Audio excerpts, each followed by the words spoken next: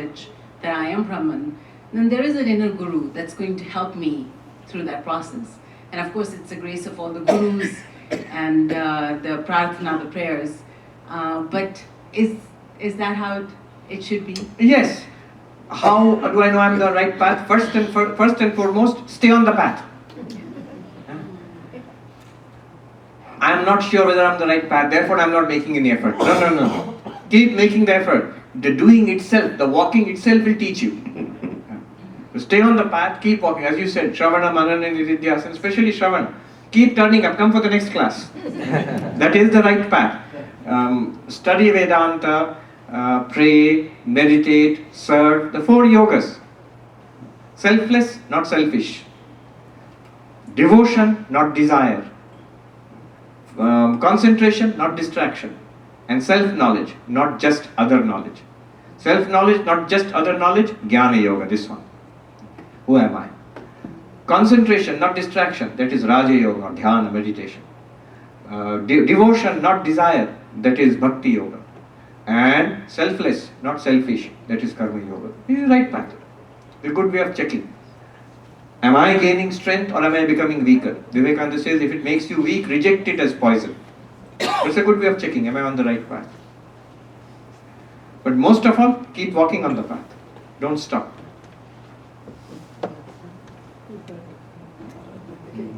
Yes, you have to be Swamiji, assertive. My name is Ujjwala Puranik, and this question comes from my Gita study group friends. Yes. They are asking, they thank you for your lectures, and we have been studying along with those, with the help of those. Can Saguna Upasana lead to the same goal as Nirguna Nididhyasa? It can. In fact, in our tradition, Ramakrishna Vivekananda tradition, the Guru initiates you into a mantra, which is basically Saguna Brahma Upasana. Now, not only it will lead to, ultimately, to the Savikalpa Samadhi, the vision of the Ishta Devata, but from that it will lead to the Nirguna aspect also. Swami Sarvapriyanandaji mentions this very clearly in his book, Sri Ramakrishna, the Great Master, Leela Prasanga. There is a chapter on sadhana, spiritual sadhana, how Saguna Brahma Upasana will ultimately lead to Nirguna. There is something called Nirguna Brahma Upasana also. Vidyaranya Swami mentions it. And that is very close to this direct path of Advaitic reasoning. It will lead to the same goal. Thank you. Yeah. Pranam Maharaj. Yes. I'm Shubhashish Ganguly. Question which I'm having over the past few years, and could be because of my ignorance or kind of I'm trying to figure out what's going on. So as we are getting into this realization, whether through Vedanta, whether through self-realization and analysis, and we are attaining, or we are attempting to go towards an enlightenment, do you see that we can still coexist in this worldly lifestyle, samsara, while we are getting into those stages of enlightenment? Yes, that is the whole issue here.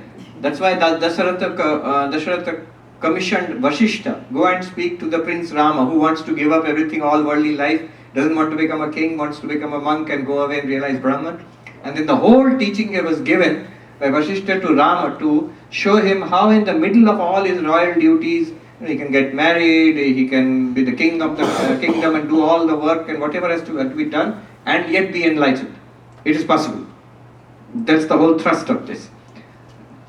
But will it make big changes in your life? It will. It will. I put it this way, that you don't have to formally become a monk, but internally one has to become monk-like.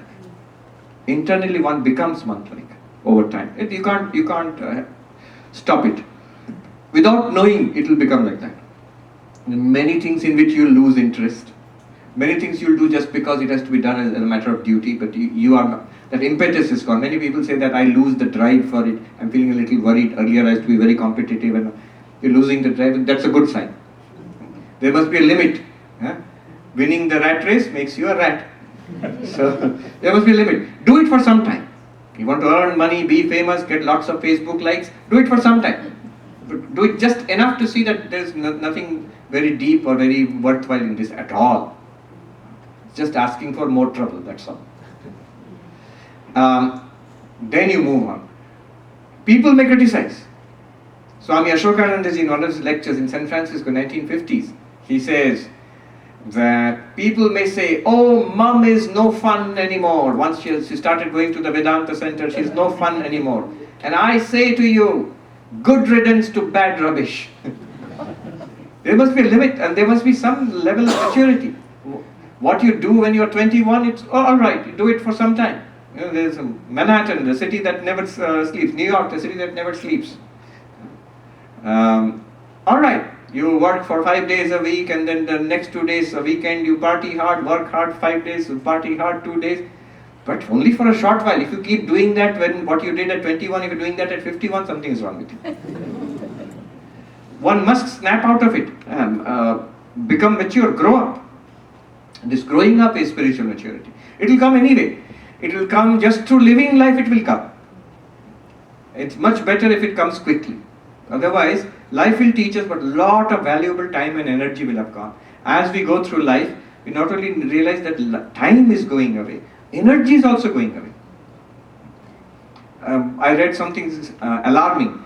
Biological clock and our chronological time. So suppose someone lives 100 years and 50 years, when someone is 50 years and is going to live for 100 years, suppose, it's not like that person has lived only half the life and half life is remaining. Not at all. Psychologically speaking, chronologically 50 years are gone, maybe 50 years more are remaining. But psychologically speaking, 80% of life is gone. The next 50 years are equal to 20% of your life.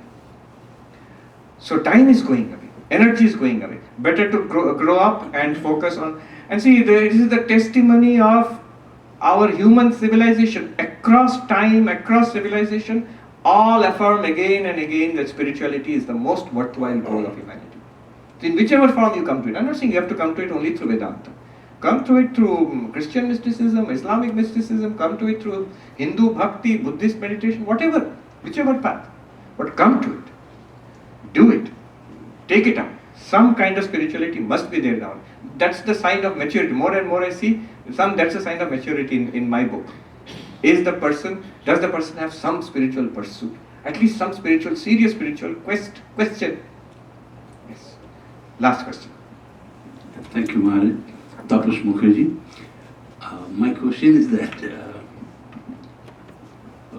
first of all, the example that everybody gives in Vedanta, that snake and the rope, the person who has never seen a snake, he will never make that mistake that it is Brahman. If I am not convinced, I can never get there. But my real question was that whatever we heard today, everything is my perception, it is my knowledge. So what I make out of it, still it is in my mental level. And the question is that we are supposed to go over that mental level. And that is a separate process from being in real, getting Brahman. So how does Brahman, this Satsvarupanandaji was trying to explain Drishti and Srishti to some extent, that problem. How do you really go? All right. I'll answer that one first, and the first question I'll answer next. These are all good questions. First one is, all of this we are doing, these are mental exercises, but Brahman is beyond the mind. So how does any of this help you to realize that I am Brahman? When you remember, Brahman may be beyond the mind, Brahman is beyond the mind, but remember, Brahman is not beyond you, you are Brahman. Mind is your instrument, senses are your instrument, body is your instrument. And remember, the mind is continuously lit up by Brahman. Pure consciousness right now is light. So when we say I am doing a mental exercise of studying Vedanta, but that mind is continuously lit up by Brahman, by pure consciousness. Pure consciousness is right there in that mind also. It's not the mind, but it's right there in that mind. The mind exists, is given existence, they say, astitva prakasha. Existence and awareness is borrowed from Brahman. Brahman is right there. So, that inquiry in the mind, what it actually does is, it removes the ignorance in the mind that I am not Brahman. That one is removed by knowledge which arises in the mind. Why this reveals Brahman to you, mind will not reveal Brahman to you. But you are Brahman, ever revealed to yourself, that will become clear. See, what happens is, it's not that the mind will grasp Brahman, that I did not know, I thought I am Taposh, now I think I am Brahman, not like that.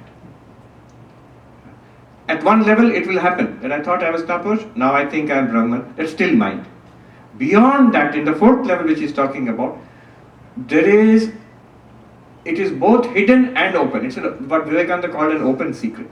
Because when it happens, one will not say that, oh, it was totally unknown to me.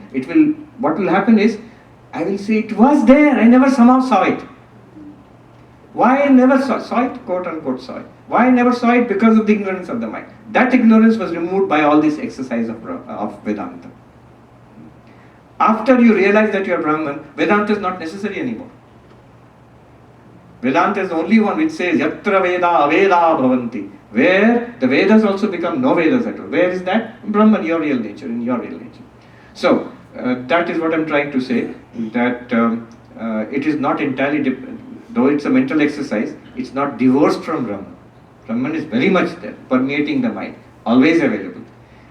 For some weird reason, we don't see it. But that's a very big problem, and that is removed by this exercise. Problem is removed by the exercise. You are not made Brahman by the exercise. Mind does not capture Brahman. Alright, that is just answer to the second question. First question is, he asked was, look, the mistake that the rope is a snake will never be made by a person who has never seen a snake. Only after you have seen a snake, you make a mistake, it looks like a snake. Now, remember, you need not see a real snake. Children see, nowadays they may not have seen a real snake at all, but they see a snake in a movie and then make a mistake about a snake in a rope, or they dream about a snake in the dreams. Now, question will be, if Brahman alone exists, there is no world, however did we make a mistake of seeing the world in Brahman? This will be the question. This is what you are trying to say. That who has never seen a snake, how will you make a mistake about snake? If there is no world at all, where did the mistake about the world come in the first place? Where did it come from? According to, again, this is from Vachaspati Mishra, same Vachaspati Mishra. He asked the same question. So this is thousands of years old, this question.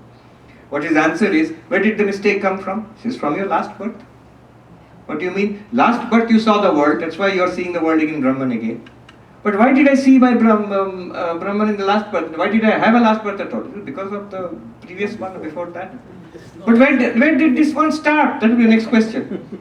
And then he says, there is no start, beginningless. What do you mean? Americans will say it's a cop-out. You are not answering the question. You are just giving us the runaround. What do you mean it has no start? It's like, I'll give you the real reason, but before that a smaller example. Suppose you're being chased by a lion in a dream, and you ask, where did this lion come from? And somebody tells you, look, it is no lion, you are dreaming, wake up. No, don't you see the lion is chasing me? But tell me, where did this lion come from? If you insist it came from mom lion and dad lion, where did the mom and dad lion come from? From the grandparent lion, where did they come from? Where did the first lion come? No first, beginningless lion. Lion parampara, the lineage of lions is beginningless. But that's not the truth. The truth is there is no lion. You have to wake up from it. So that's the story. The technical answer for this is, Ajnana is beginningless. Anadi avidya.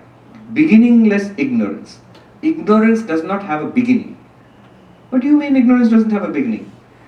This I have mentioned a few times. Professor J.N. Mahanti explained it to us, Jitendranath Mahanti. Once in Institute of Culture, Golpar, he said, ignorance is beginningless. We said, what do you mean? He said, for example, do you know German? We said, no. So you are ignorant of German? Yes. When did your ignorance of German begin? At my birth. Oh, before your birth you knew German? No. So your ignorance of German is beginningless. But it will come to an end when you start taking lessons in German. This is called Anadi Santa. Santa means with an end. Beginningless ignorance, it has an end when knowledge arises. So all ignorance is beginningless, not just Vedanta, not just Brahman ignorance. Any mathematics, Sanskrit, whatever ignorance you have, is always beginningless. But it has an end when knowledge arises. Anyway, all this is fun.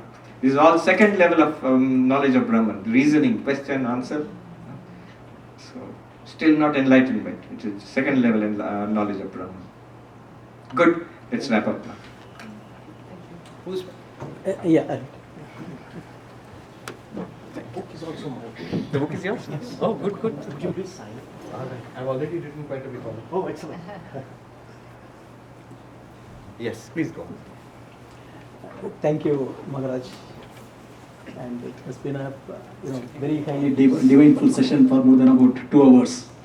And today, very, very highly interactive. Maharaj was kind enough today to spend the days much more than what normally the days he speaks. And thanks for your all patience. The whole 2 hours it's a pin drop silence. And thank you for everything. But we will take a 5 minutes very short break, and we are assembling for Aarti at 6:05. Today is Thank you. 20%.